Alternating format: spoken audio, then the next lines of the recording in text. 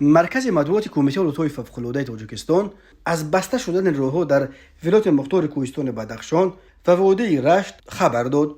از جمله شام 29 فوریه سال 2024 ساعت 18:13 در کیلومتر 31-32 راه خاروق اشکاشم در حدود دهه برجر جماعت زمیر فنایی اشکاشم ولایت مختار کوهستان بدخشان ترمه آمده راه بست. برای تازه کردن راه یک تکنیک مخصوص سفربر گردیده راه الکی ساعت 19:20 یعنی بعد یک ساعت گشوده شد.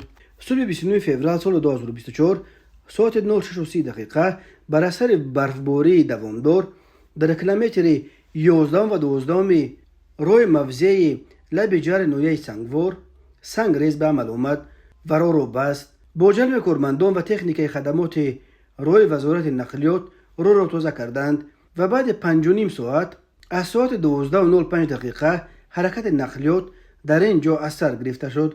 اما صبح روز 1 مارس سال 2024 در کیلومتر 18 راه لب جر مرکز نویه سنگوار یرچ یعنی خنبیدن یک پاره کوه همراه با سنگریز باعث دیگر باره مسدود شدن راه شد.